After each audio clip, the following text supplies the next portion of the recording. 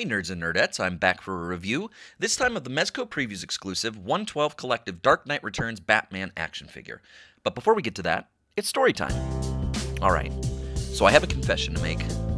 I used to badmouth Mezco toys. Yep, I admit it. I own up to it. I did it. I used to badmouth one of the best toy companies out there. Why? Well, let me back up a bit first. Back in late 1999, early 2000, this company by the name of Aztec Toys came storming onto the scene. The company was the brainchild of Mike Mez Markowitz of, at the time, Mezco Apparel Co., and Digger Mesh and his Art Asylum design group. Their very first line, Silent Screamers Real Masters, was an instant must-have for me personally. It was a highly stylized line of figures based on classic silent-era horror movie icons such as the original Nosferatu and Dr. Caligari, and are still some of the most detailed figures to date. However, sadly, Aztec Toys wasn't meant to be. After a business falling out, the companies agreed to part ways, and Mez promised to continue making figures under the new company name Mezco Toys. And I'm telling you, they had a rocket ship under their ass from there. I'm not lying to you when I say that if Mezco put it out, I bought it. Silent Screamers continued, and they took their own twist on classic fairy tales before McFarlane decided to with Scary Tales. They brought out a dream line of mine, Popeye. They had Quentin Tarantino's Reservoir Dogs, and they also tackled another longtime one of mine, a cryptozoology line covering paranormal icons such as Bigfoot, and Mothman, and Jersey Devil, and Loch Ness Monster, who sadly never came out. But then, at San Diego Comic-Con 2003, they announced the license to an upcoming movie called Hellboy. Now, I will freely admit I am one of those people that will fall in love with a license, especially if there are cool toys to accompany them. Were it not for Mezco's Hellboy movie figures, I might not have given the property a second glance. That's how good they were. But with the toy line, and then reading up on the comics, and then seeing the movie, I fell in love. I still consider the Hellboy movie line to be the single greatest movie toy line ever. In fact, I fell so hard for Hellboy that I actively petitioned for Mezco to make Hellboy comic figures, which ultimately they did, as well as figures for the second movie. Mezco kept the hits coming.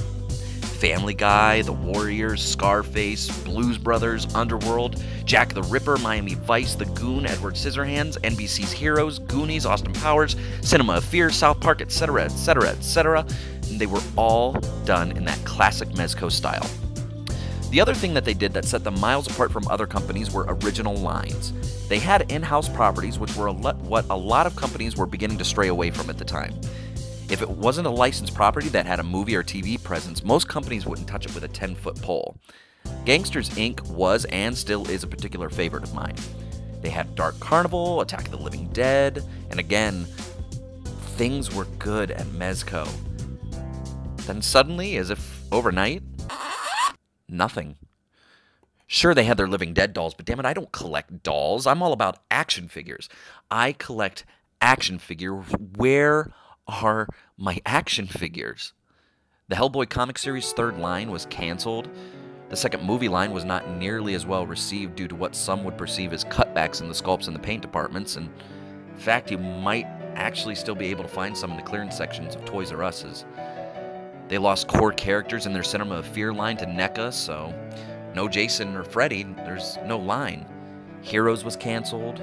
The popularity of South Park and Family Guy began to wane. They got and lost the licenses to popular video game franchises like Uncharted and Ratchet and Clank. And just like that, one of my favorite toy companies became virtually non-existent. And on their once very lively and very busy forums was a near radio silence. And me and my nerd anger, I began calling for the end of Mezco on message boards. I began to say that the end is nigh and that they weren't anywhere near the company that I bought countless items from. I will admit that I was a bit harsh on them at the time, but I felt justified. It was frustrating to watch my once favorite company essentially no-showing Toy Fair and San Diego Comic-Con, shows where at one point they were the highlight of the show for me. It was even more aggravating to have them not even speak to us. To me, that spoke volumes as to where Mezco was heading as a company. Frankly, and to put it bluntly, down the shitter. And sure, they would occasionally announce a project that would pique my interest. Breaking Bad, Earthworm Jim, and Mars Attacks are specific standouts. But it seemed to me that they were more interested in churning out their LDD dolls. And that broke my little action figure collecting nerd heart. So for many years, Mezco became essentially dead to me. Flash forward to last year's San Diego Comic-Con. The announcement of a new higher-end line of cloth good figures in 6-inch scale. The first figure, Batman, my favorite superhero of all time. And it's based on my favorite Batman story of all time? How is that even possible? This new line was to be called the 112 Collective and would span multiple properties, where the goal was to take the high-end aesthetic of companies such as Hot Toys and shrink it down to the 6-inch, or 1/12, scale market. And the Batman came out awesome. And then I opened up a pamphlet showcasing what licenses they had on tap. Hanna-Barbera, Judge Dredd, Star Trek, 1989 Batman, Mortal Kombat Classics, Breaking Bad, Beetlejuice. Wait, I'm sorry, did you just say Mortal Kombat Classics? And then I see a poster announcing that you have the Mortal Kombat X license? I never once lost faith in their capability, so I knew that after 20 plus years of abysmal toys, Mortal Kombat was finally getting good action figures. All of this coupled with a brand new and incredibly ramped up and highly interactive social media presence, and suddenly, Mezco was back on my radar. Just as quickly as they left my life, they reappeared like an ex-girlfriend with your unknown 3-year-old son and news that you might have herpes. Wow, that was a horrible analogy. Regardless, the point still stands. Mezco is back and in a huge way. And as happy as we all are, I have a feeling that they are even more excited. And I know that I personally cannot wait to see what the future brings for this very talented group of people. And with that, on to the review. Hey everybody, I hope you enjoyed that little VH1 behind the music look at the history of Mezco. And I am here with the as promised review of the previous exclusive Mezco 112 Collective Dark Knight Returns Batman action figure. Okay, but before I get to that, I would like to issue one apology, and I want to issue one warning. Let's get the warning out of the way first. I do want to warn you that I am primarily a DC collector. I love DC Universe. That's primarily what I collect. So most of my reviews are going to be about DC stuff. I'd say about 85% of my reviews are going to be about DC stuff. So if that's not your cup of tea, if that's not something that interests you, then this might not be the channel for you, and I completely understand that. Now, I do, don't get me wrong, I do plan on doing other stuff, but primarily it's going to be for DC items. So there's a warning of that. And the apology is for the actual review itself, and that is, I'm really sorry, I don't plan on moving this guy around too much to show off the articulation. Now, the only reason being is because I'm terrified of actually tearing not tearing, but stretching out the fabric of this suit. I love this figure so much that I want him to last as long as possible. Now, don't get me wrong, the figure itself is actually very sturdy. I have no fear whatsoever of it actually breaking. It's just, I've never had a figure that's actually cloth, so I'm afraid of this stretching. Okay, so as far as the figure itself, how do I feel about it? I love it. I'm a pretty easy to please guy, so take how I usually am with being pleased, and then blow that up by a million. Mezco really did beautifully marry the aesthetic of the 12-inch Hot Toys and shrink it down to 6-inch scale. There is not a lot of sculpted detail, especially with it being a cloth good figure, but what there is wonderfully done. And it makes sense because last I checked, your clothes don't have paint washes on them, so it actually looks like a guy in a suit. So you've got what is sculpted, and this is actually what makes it the exclusive, is it comes with this rifle here, which is wonderfully done. It actually looks like a rifle would in real life. It's got the nice gunmetal gray, the wood of the actual, the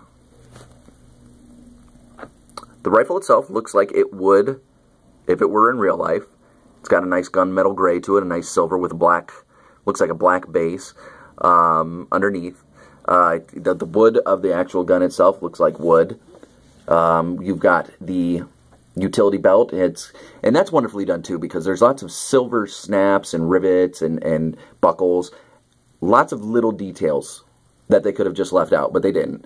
It's got a nice mustard yellow wash to it. And then you've got Utility Belt Jr. down here, also exclusive to this figure. And same thing, it's got little snaps, rivets, whatnot, all done in that silver color. And then there's the actual face itself, which, that's one angry grandpa. I wouldn't want to mess with this guy, especially with him pointing a gun at me. Now, as far as why he has a gun, if you're not familiar with the story, then, you know, shame on you. But it's not really a gun. It's just a grappling hook. Speaking of accessories, he does come with a grappling hook, which does have a string attached to it, so he can kind of hang from it. And he comes with 2 sets of Wolverine hands here, batarang hands. He's got the I'm going to punch you in the mouth, Shay fists. He's got the I'ma choke you bitch hands. And he's also got the gun holding hands. He's just got the one of the trigger finger and the one of the actual holding hand. He comes with this base. And he comes with this very angry face. This, if this came at me, I would poop face. He also comes with this flight rod here that he snaps into. And he, oh no, I'm knocking him over. And he also comes with this octopus thing that's supposed to snap to his cape, but good luck figuring that out. And lastly, he comes with a dimey bag to hold all his accessories in. Now, as far as what the main difference is between the previous exclusive and the regular release is color. Obviously, the aquamarine of the previous exclusive, this guy is black colored. He comes with the Neil Adams classic yellow bat symbol on his chest. This guy's got the Frank Miller big black bat. And this is essentially what he's going to be looking like in Batman vs. Superman, the retail version. You're going to want to pick these up if you are a Batman fan.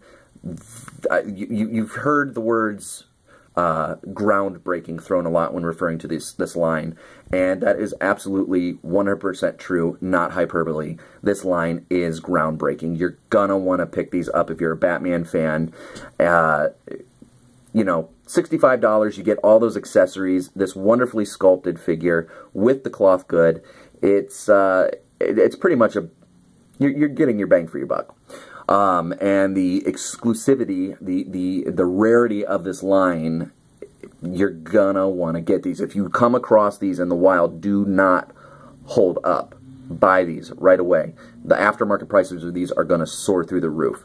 Mezco truly has done something groundbreaking here. I know this sounds like a commercial, which I hate, but they have... They've done it. They've pulled it off. I was kind of iffy on, you know, when this line was first announced whether or not they're going to be able to do it. But with all the stuff that they've thrown in, all the extras, the actual sculpt itself, the paints are perfect. There's absolutely nothing wrong with it.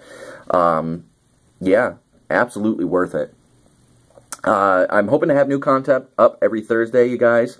Hope you enjoyed the review and the VH1 look at the Mezco. This guy gets a 5 stars out of 5 stars. And I also will be including close-up pictures with my photo bucket. The link will be down below in the description. I'll have something up later this week where I will actually be discussing the Suicide Squad movie and who's going to be doing the toys. Alright guys, so here's a look at the previous exclusive 112 Collective Batman. It's worth it. I would buy it. 5 stars out of 5 stars.